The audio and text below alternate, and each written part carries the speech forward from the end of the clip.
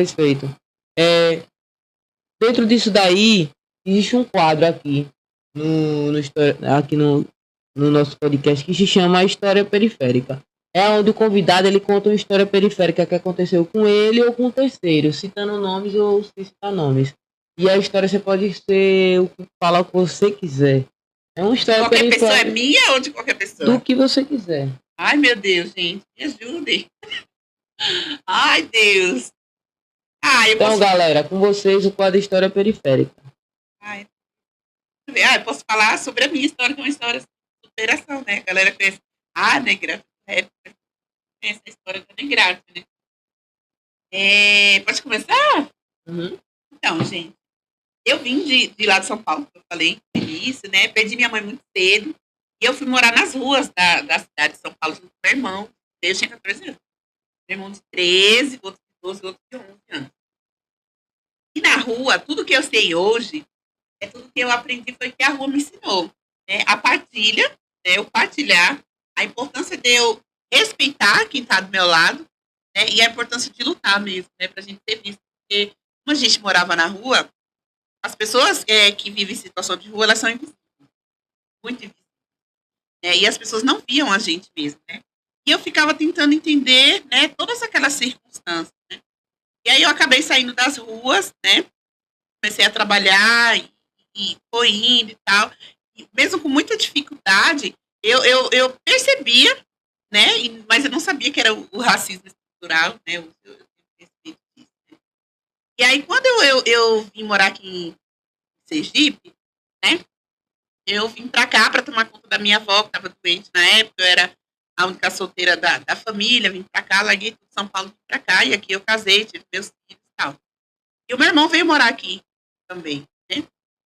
E acabou que eu já morava mais tempo, ele menos tempo. Acabou que ele se envolveu aí com crime, né? E eu, sem saber do que estava acontecendo ali no rolê, algumas coisas eu sabia, outras não. Acabou e a minha casa foi invadida pela polícia, né? Atrás do meu irmão, e eu acabei sendo levada para o sistema prisional.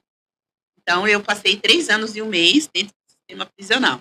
Lógico que nenhuma pessoa precisa, deve, nem merece estar privada de liberdade, né?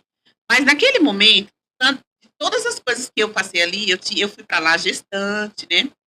Tive um filho dentro do sistema prisional, eu passei por todas as violações de direitos humanos que vocês possam imaginar. E eu comecei a pensar, por que a gente estava passando por aquilo? Eu falei, caramba, mas por que isso, né? E eu queria muito me sentir útil dentro daquele lugar. E eu comecei a escutar as outras mulheres que me falavam ali de tanta coisa. E aí eu falei, não, eu via que tinha muita mulher que não sabia ler nem escrever. E aí eu me juntei com outra interna e a gente fez uma turma de alfabetização e a gente começou a ensinar as outras mulheres a ler e escrever. Eu falei, opa, eu já era do movimento hip hop nessa época, né? Inclusive, Mano Sim, um salve se ele estiver assistindo, porque foi uma das minhas testemunhas para me ajudar ali naquele momento, né? E aí eu comecei a ensinar a ler e a escrever. E eu falei, não, a educação é que vai me tirar daqui desse lugar, né? E aí, através disso, a gente... eu comecei a trabalhar na biblioteca da unidade prisional e eu tinha que oferecer esses livros para as outras mulheres que estavam carceradas, né? Eu tinha que ler o prefácio daqueles livros para oferecer para as outras mulheres, né? E aí eu comecei conhecendo o Código Penal brasileiro, na época que eu li, era 2003. Eu falei, opa, isso aqui eu vou ler. Eu acabei lendo o Código Penal, entendendo, né, os meus direitos. A partir daquilo ali, eu comecei a ler os processos das outras pessoas. Comecei a ajudar elas, né, a falar, olha, você não tem advogado não, lá na hora você vai fazer assim, assim, assim. Eu comecei a dizer que eu era advogada do diabo. Porque através dos meus direitos, eu comecei a bater de frente com a direção da unidade. Falei, isso não pode. Isso são os meus direitos. Não pode. Então, eu comecei a ficar de castigo. Gente, teve uma época que eu fiquei de castigo por tempo indeterminado. Mas porque eu lutava, né, através dos nossos direitos. E aí eu comecei a ajudar aquelas mulheres ali, aquela coisa toda, né. E uma vez eu tive um embate com um juiz que foi lá fazer uma palestra e eu discuti com ele baseado na LEP, que é a Lei de Execução Penal. E ele disse, você é advogado? Eu digo, ainda não. Ainda não sou. Né? E aí ele falou, olha, você vai ser uma ótima jurista. E eu fiquei sem entender, não sabia nem o que era jurista. Na época. E aí, minha gente, beleza. E tudo que a gente mais sonha quando a gente está privado de liberdade é a liberdade, né? E eu queria, porque queria essa liberdade. Acabei que eu era para ter ficado 2 anos e 4 meses, e eu acabei ficando 3 anos e 1 mês, gente. Porque não tinha família aqui que corresse atrás das minhas coisas. E aí eu saí de liberdade. Quando a gente pensa que a solução dos nossos problemas é a liberdade, eu comecei a entender que o problema maior era a liberdade. Né? Porque eu fui de liberdade, mas eu não tinha perspectiva de vida nenhuma. Não tinha nada que me ajudasse. Eu precisava de emprego, não tinha emprego. Eu precisava de comida, não tinha comida. Eu precisava de uma casa, não tinha casa. E agora? O que é que eu ia fazer? Então eu comecei a perceber o problema que a liberdade estava me dando naquele momento. Né? Então eu fui morar de favor na casa de uma interna que já tinha saído primeiro que eu, que me ajudou muito, é Márcia. Eu tenho ela assim como, sabe, eu não tenho a agradecer, não tenho como agradecer o que ela fez por mim, na casa dela ali. E ali eu fui trabalhar num salão, porque eu sou transista e megarrista, né?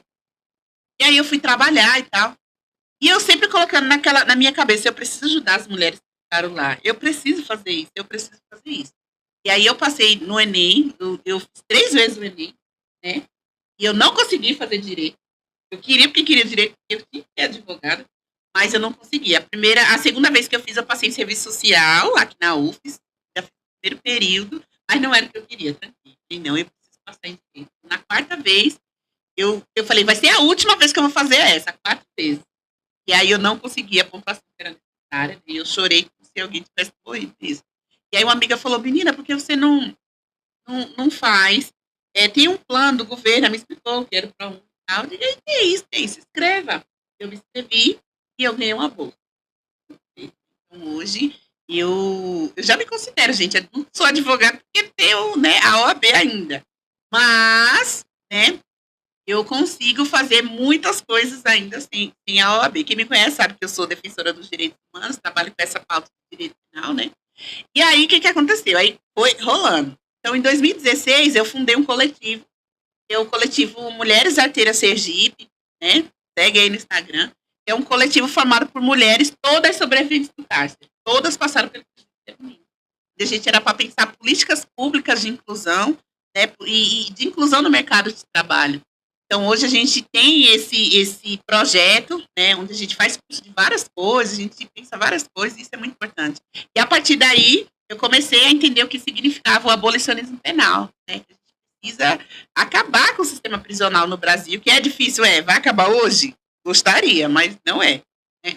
E aí eu comecei nessa luta pelo desencarceramento, onde eu conheci a Agenda Nacional pelo Desencarceramento através da professora Aline Passos, né, e Renata Cruz, que hoje é uma grande advogada, e a gente fundou a Frente pelo Desencarceramento em Sergipe, né? O que é a Frente pelo Desencarceramento? É um coletivo formado por vários movimentos sociais, porém ele é formado também por familiares de pessoas privadas de liberdade e por sobreviventes do cárcere, que assim como eu, entende que o sistema prisional do Brasil ele precisa acabar.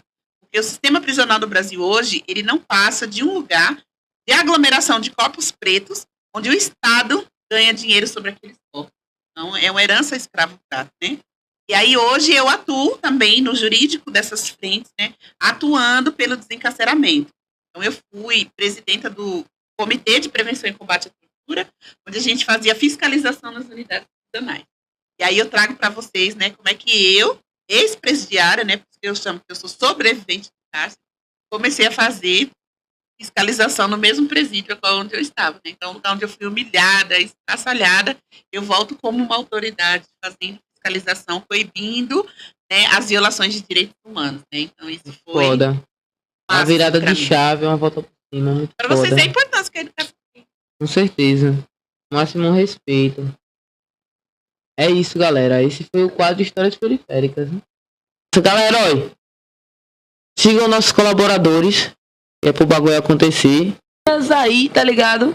E é isso.